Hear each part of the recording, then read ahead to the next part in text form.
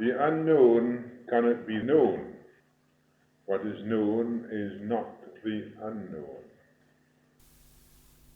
For I have given you an example that you should do as I have done to you. St. John 13:15. When we rebel against effects, we only increase their intensity without gaining any understanding or relief. It is only by understanding the effect do you get relief, because there is no relief in any way by resisting or trying to overcome an effect. There is no way of overcoming an effect except through understanding it. If we overcome an effect, or we overcome anything, we have got to overcome it again and again. And unless we begin to understand the cause of the effect, it will still be troubling us. Therefore, we see it is necessary to see deeply within ourselves the cause of every effect. Now, the most destructive conditioning today is brought about through the battle between individuals one way or another, because of the fact that the individual is the race. It is the individuals that make up the world. And if the individuals do not see that they are battling against one another, then how do they expect to have peace? Peace cannot come till such time as the individual begins to understand himself. And when he begins to understand himself, he will see the cause of his battling is an illusion, a desire. Therefore, he does not know himself. And beginning to know himself, he will drop all these things, and then that which is real will take its place. Some people do not understand that reality itself is always ever present. It is ever present, and it is love and affection.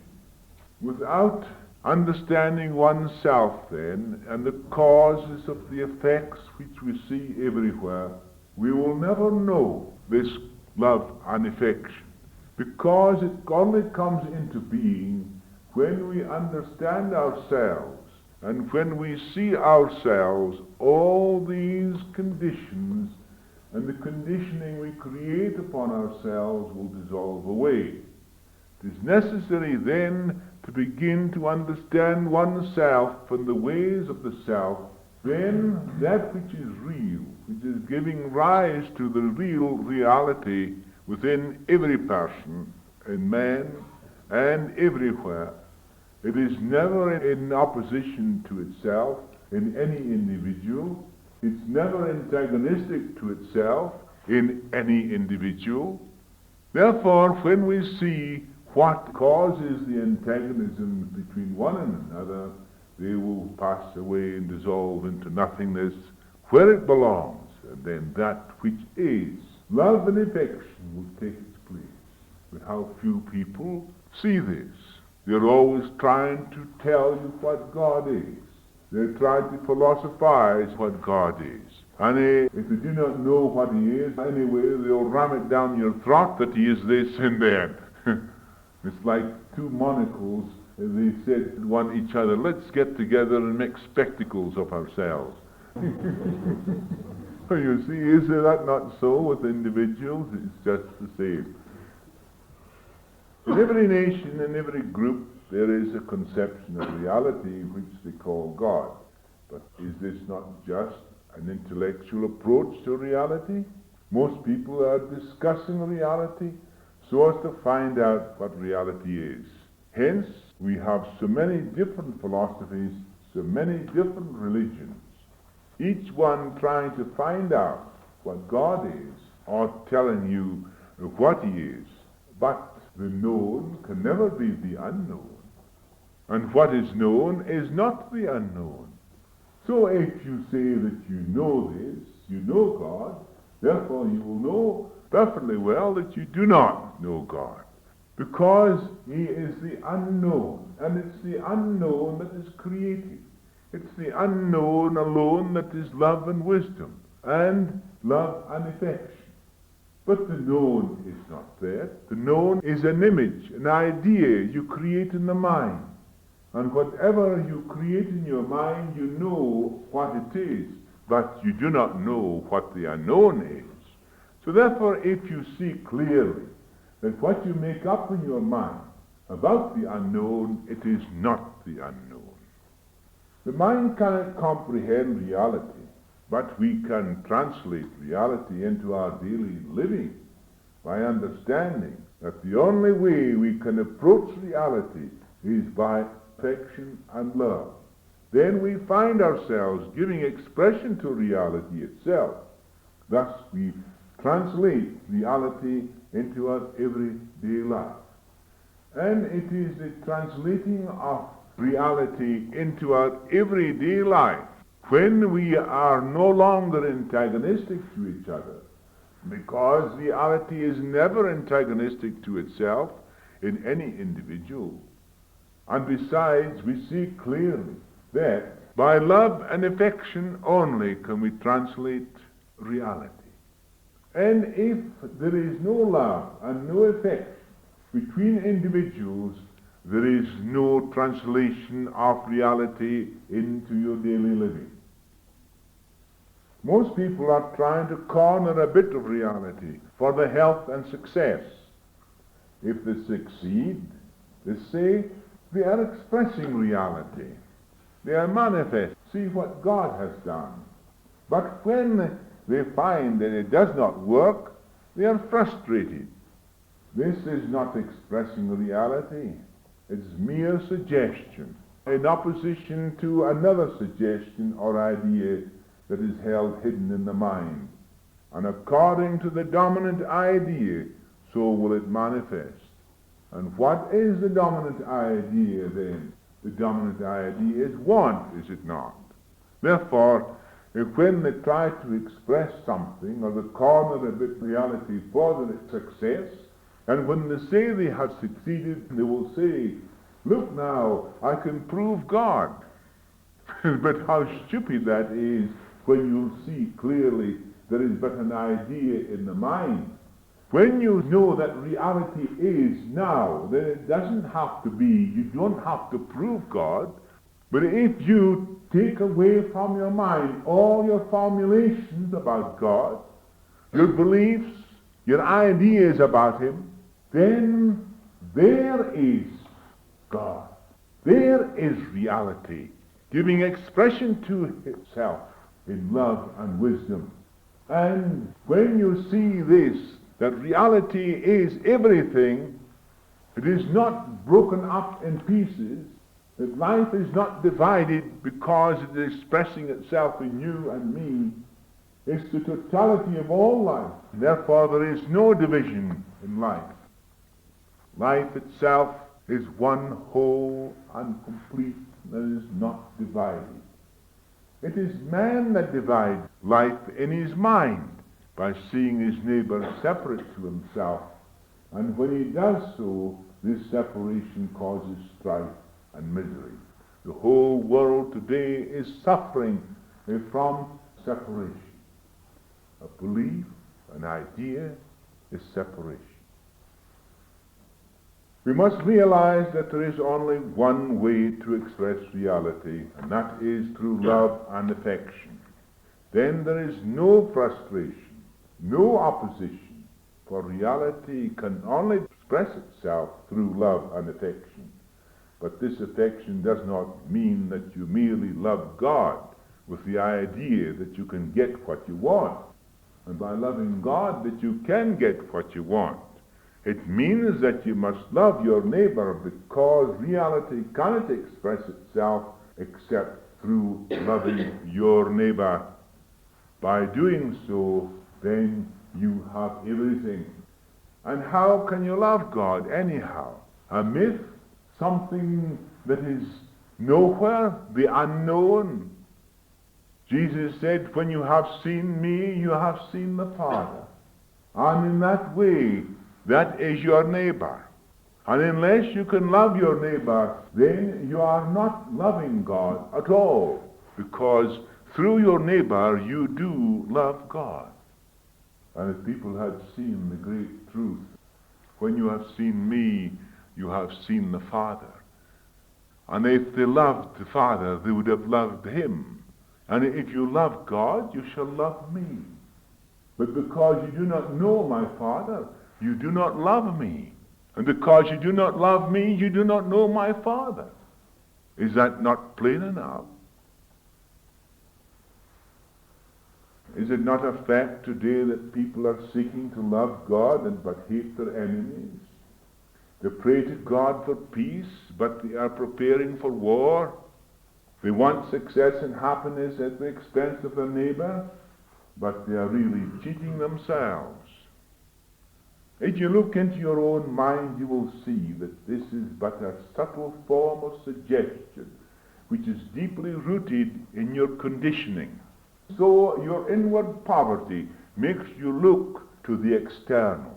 While you merely discuss reality, you are not translating reality into your daily living.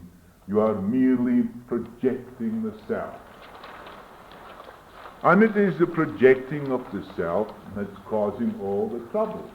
Psychology and the psychologists, many of them, who are still stupid enough to say that by projecting the self, you're going to obtain happiness, you're going to obtain this and obtain that.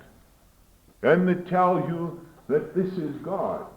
Do you not see that it's a mere projection of the self? That you're going away from reality?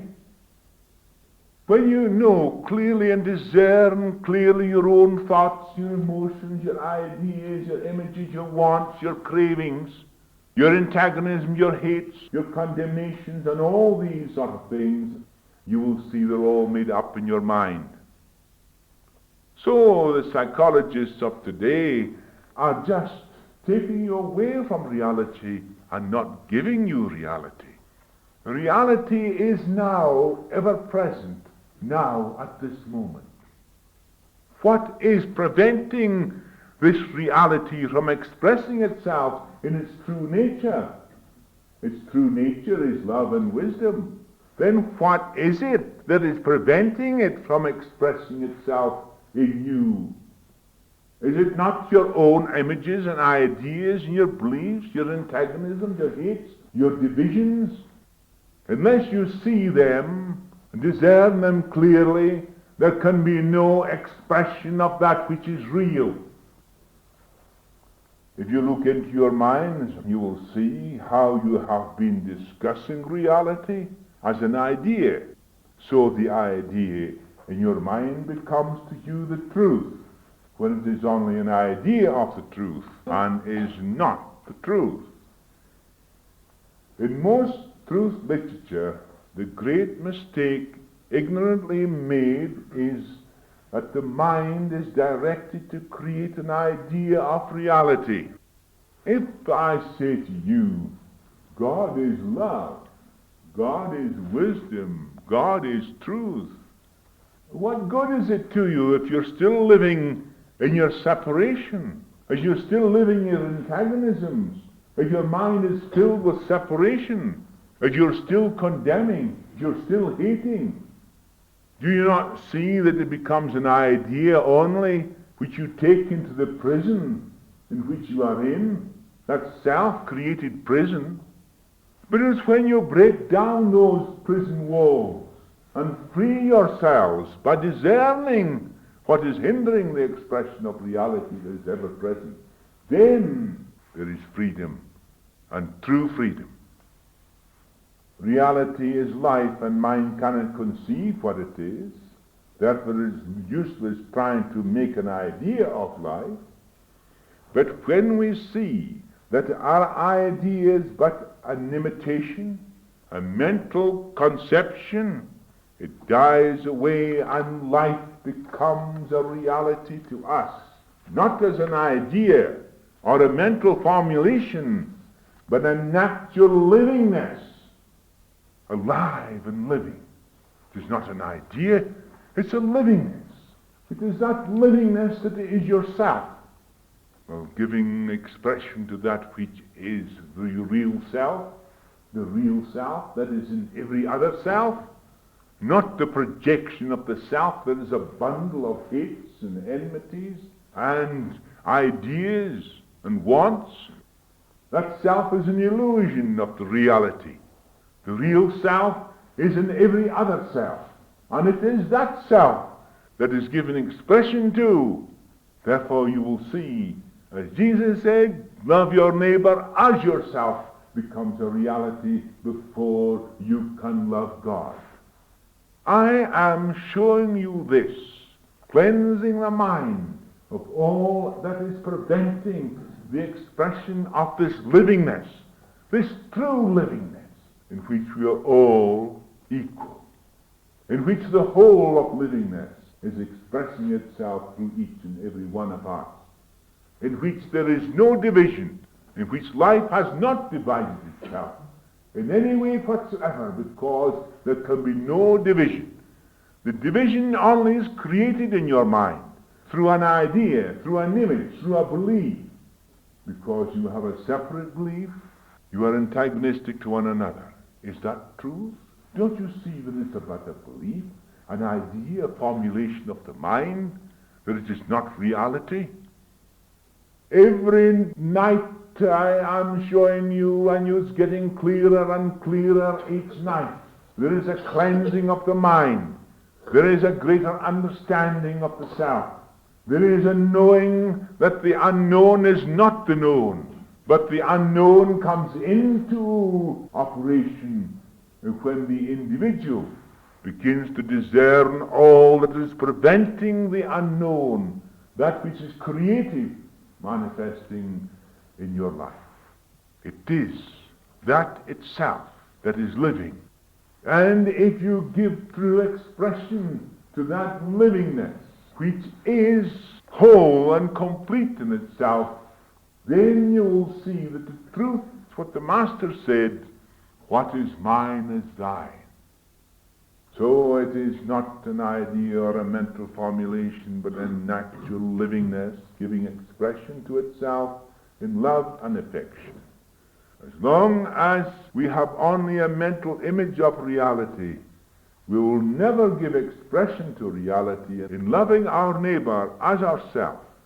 Our separate beliefs, which create the division, which create the antagonisms, and then when we become antagonistic to one another, then there is difficulty, there is strife. So the most destructive conditioning today is brought about through the battle between individuals in one way or another. We must realize that we do not live by ourselves. It's reality that lives. Therefore, it is the foundation of our being. When we have found the source within, we no longer look outside ourselves. Neither do we build an intellectual conception on the authority of another.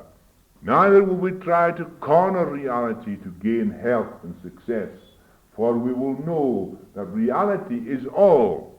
Thus the inner will become the outer.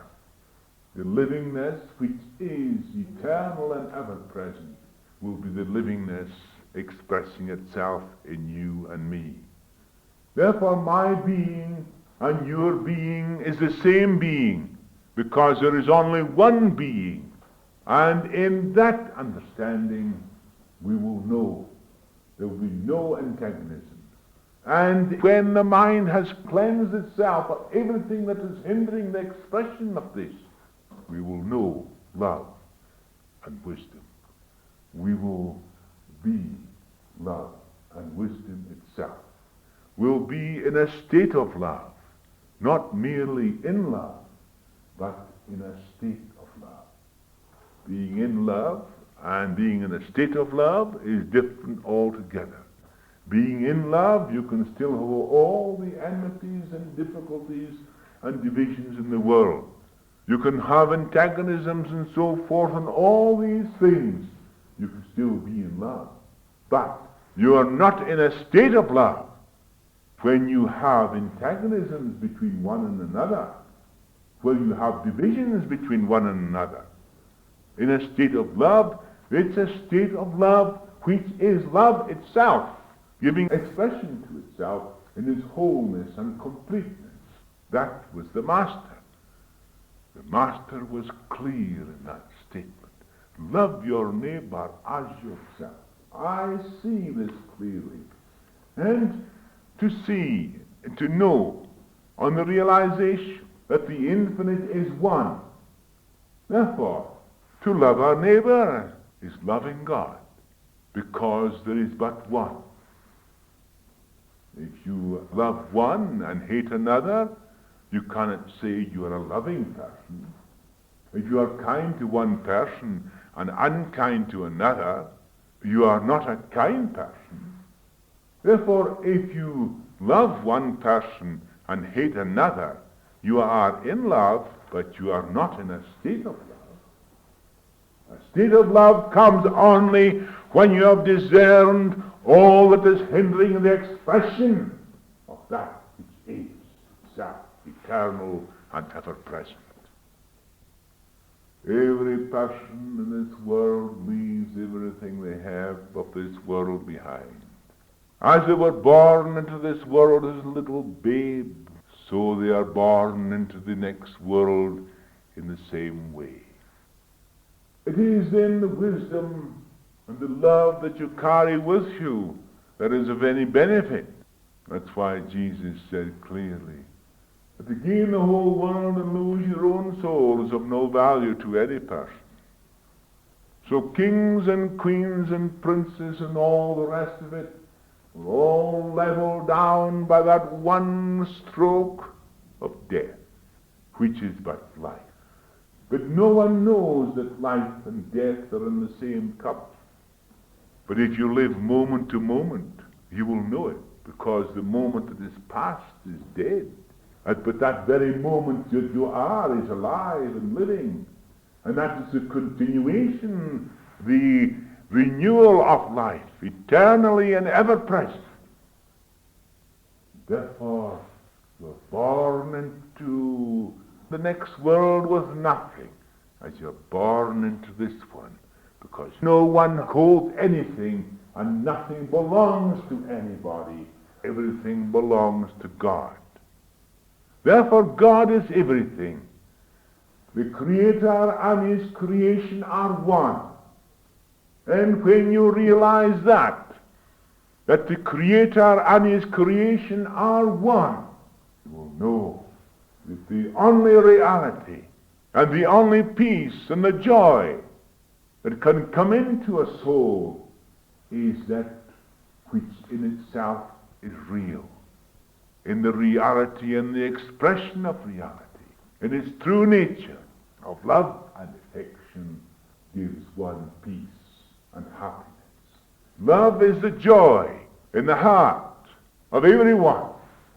And unless you can understand this great, wonderful state of love, you will never know the joy of living.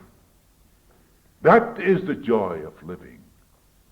In that state there is freedom, and only in that state is there freedom.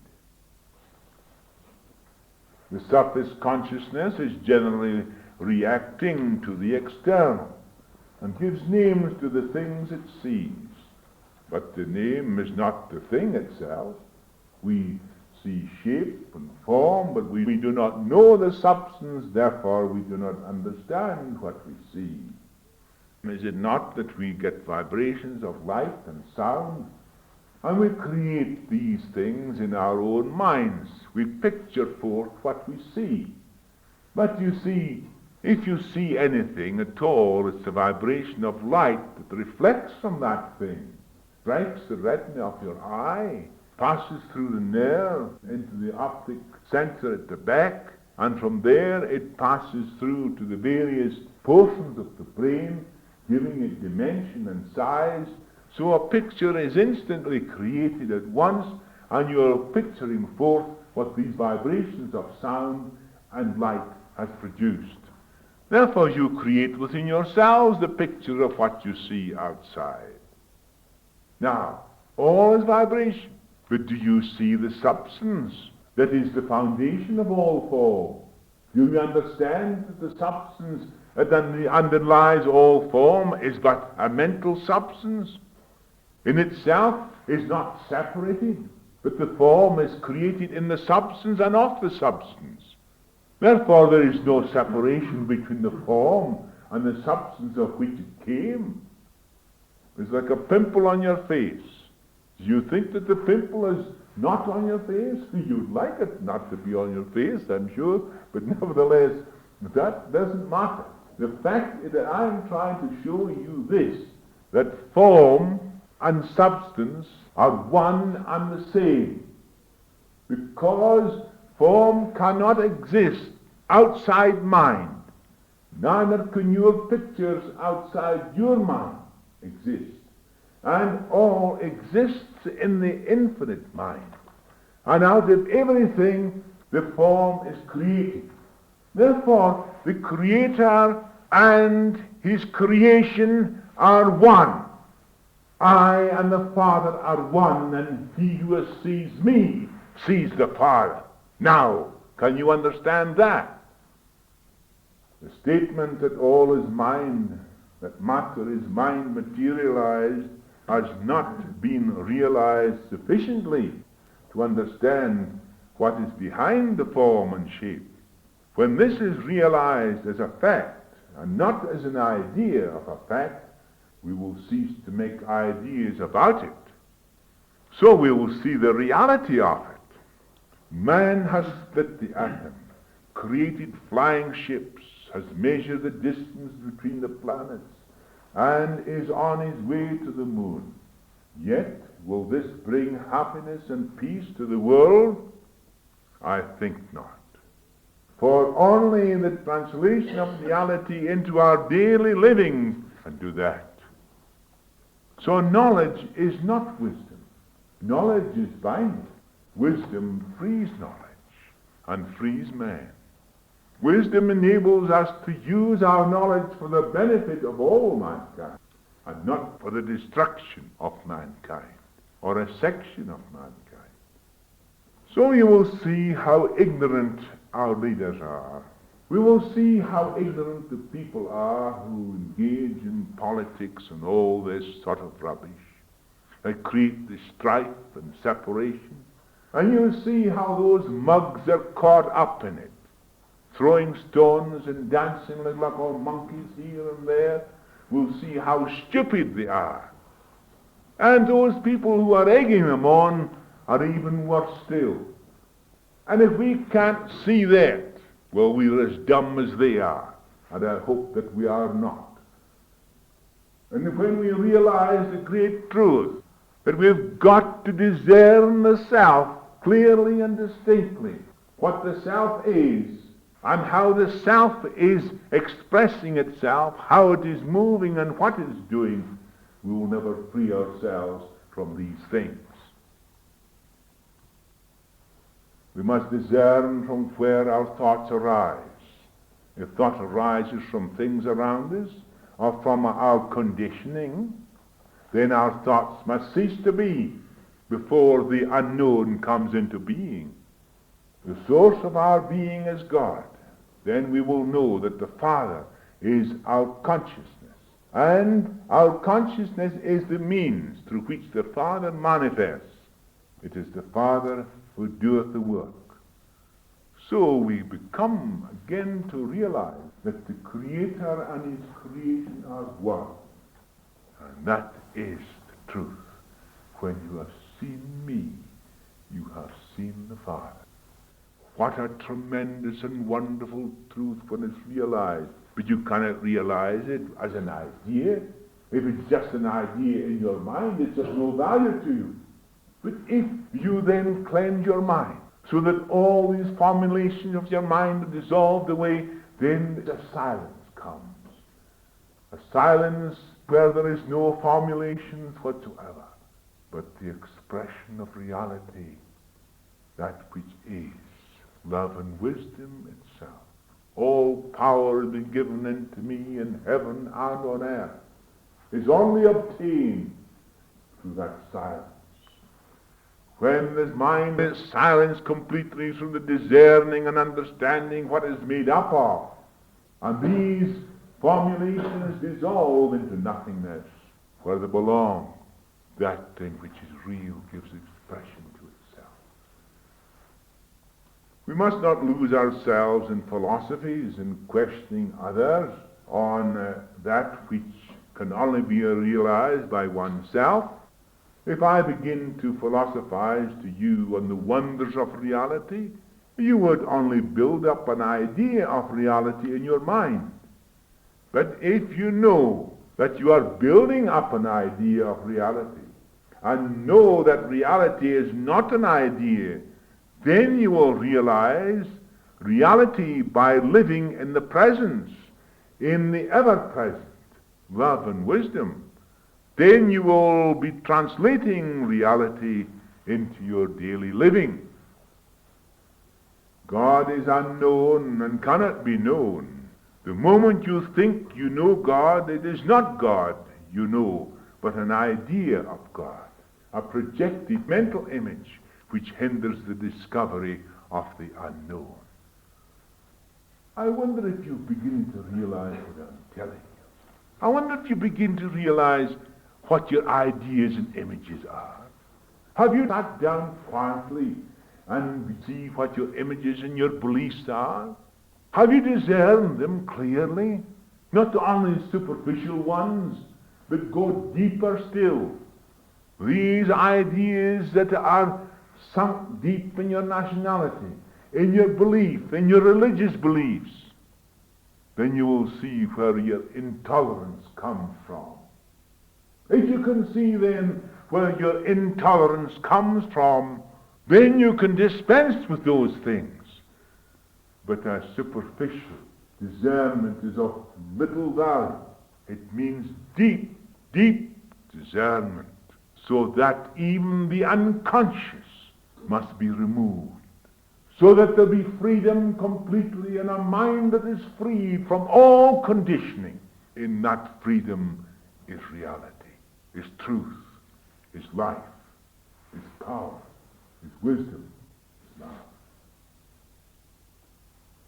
Beliefs are a process of the mind and are born of the known. If you merely say God is the unknown, so you create an idea of the unknown. But your mental creation of the unknown is not the unknown. If I talk to you about the unknown, you make a mental idea of the unknown.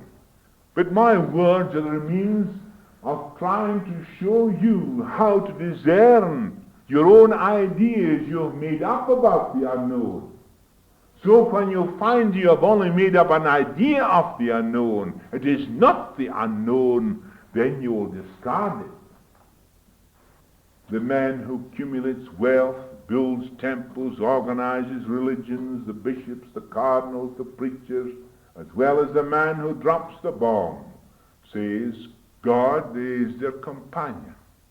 Surely their belief is but a form of a self-expansion. It is their own conceit.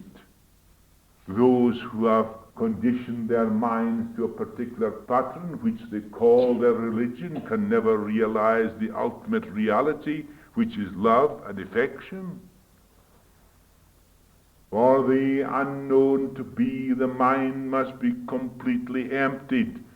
So the important thing is not what you believe or disbelieve or what your activities are, but to understand the whole process, the whole content of yourself. And that means being aware from moment to moment without any sense of accumulation, without any sense of accumulated ideas, beliefs, or memories, but to be conscious of yourself and livingness every moment. That is the expression of reality, and in that there is power.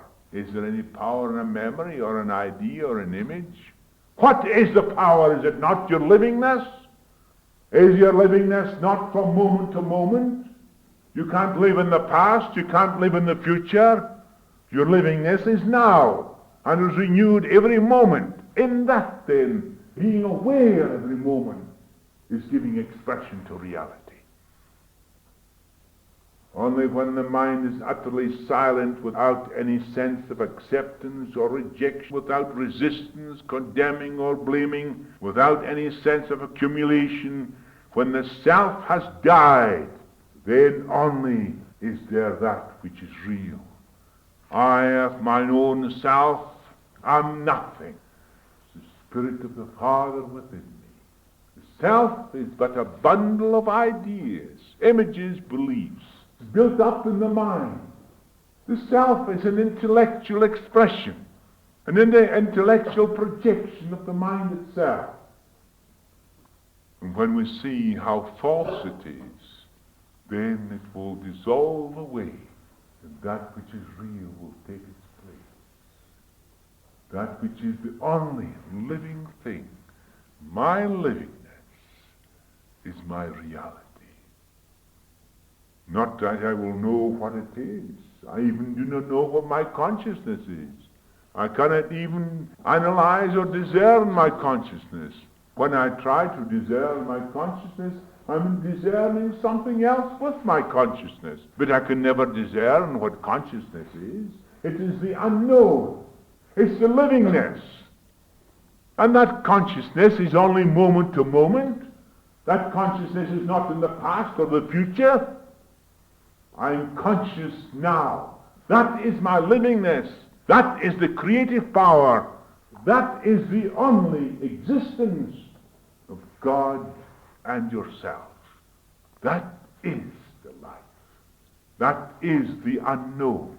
The consciousness is the unknown. The word is not important anymore, for there is a state of creativeness which is not an idea or a word, nor the expression of the self. Then you will know what is. What is indescribable. A description of the indescribable is merely a cultivation of memory. To verbalize the indescribable is to put it into time. And that which is of time cannot be the timeless. Your consciousness is the timeless. You can never know what your consciousness is. It remains unknown. You only know that it is, not what it is. I know what an idea is, an image. I can make an image of my consciousness, but is that my consciousness? My consciousness is now, alive and living. So livingness, it's the unknown. It's the eternal. It's the ever-present. It renews itself every moment. To be aware then, consciously aware, every moment is reality, is that which is. This knowing is not the result of the known, but knowing that the known is not the unknown, does not obtain through reason, for it is beyond reason, but it does not run contrary to reason. It is not obtained through space and time factor, because it is ever present in its own eternity. Therefore, every moment, all life is concentrated at any point in its omnipresence that you may choose to realize. It makes no difference whether you're here or Timbuktu. You cannot go outside infinite mind. Realizing is not knowing what it is, but knowing that it is. You do not create reality. Reality created you within itself, and itself is eternally present. I am in the Father, and the Father is in me. Yes, the Father and I are one. Divine reason helps towards this divine realization. We reason towards the ultimate. Then reason ceases to be, because it can go no further. It knows it can never know.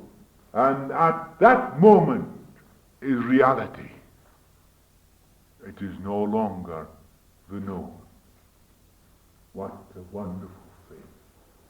Yes, I am. I am light. I am the light. You can see how Jesus then had emptied his mind of all images and ideas, where the complete cleansing of mind was so essential. At that moment he knew reality. And it was a continuation from moment to moment, being aware. And that he performed all his wonderful feats, because he was God. The Creator and his creation were one. There was no separation anywhere. Neither did he separate himself from his brothers. He saw one complete whole expressing itself in the many. And that's why he said, forgive them, for they know not what they do.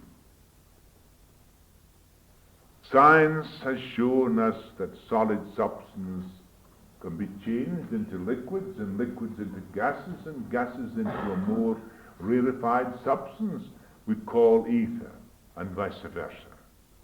But the energy is still the same. There is nothing lost, there is nothing gained, but a change in the polarity of the ether atoms. Therefore, there is no energy lost in this change.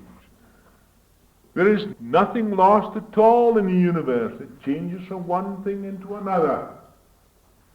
That is the great, wonderful truth, and we see it long ago before science ever showed it to us. We knew it, that it must be so. At present, we are consciously reacting to the physical, yet consciousness can react to the finer states of matter, which is mind modified. There is but one substance out of which everything is made, and this substance interpenetrates everything, and although it is invisible to us, it is the basis of every visible form. It is the unmanifest that gives rise to the manifest. In other words, it's the invisible that gives rise to the visible. And life, the unknowable, is the creativeness within that creates but still remains uncreated. If we seek to corner reality for our own welfare, we'll become antagonistic to others, and this leads to frustration. It is always the I that stands in the way. Where there is love, the I dissolves away, and the wholeness, reality comes into being. Then all power is given unto me in heaven and on earth.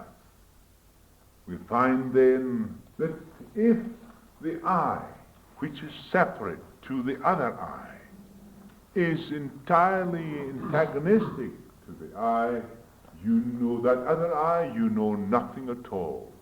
It is but a dream. But when you can say, I am that I am, when the prophet saw clearly that the great I am was in every other I am, that was the word of truth. Moses saw it in the burning bush. The bush was afire, but it was not consumed. And out of the bush the voice spoke, I am. Go and tell my people that this shall be my name for all time. And the name was on the lips of every individual. That was the name of God, I am. And when Moses saw clearly that this was true, the bush was the body, and the life was in the body was the fire, but it does not consume the body. And yet from within the body the life spoke, I am. I am the Lord thy God. This shall be my name for all time. Proving again completely that the great I am is the only I am. And I am that I am. Let yourself then free from all antagonism. Do not hold anything against your neighbor. Jesus said, if your neighbor has anything against you, if your brother has anything against you, go and make it right with him.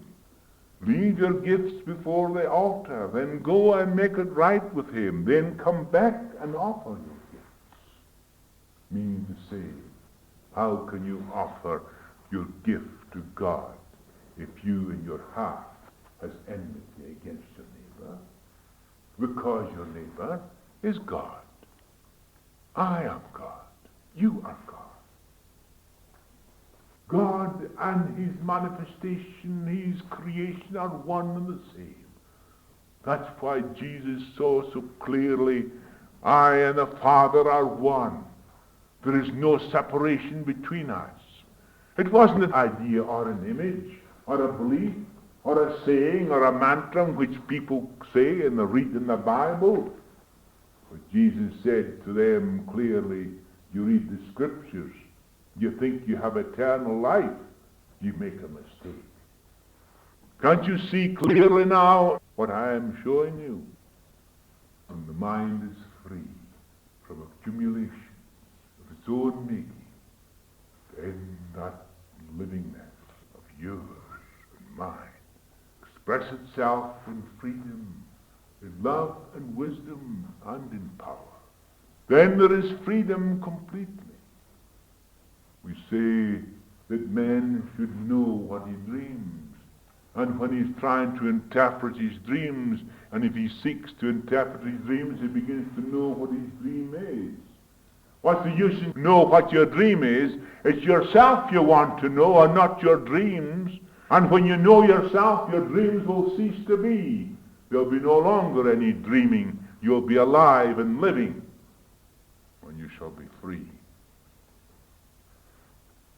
In Luke 12, Jesus says these words, thou fool, this night thy soul shall be required of thee.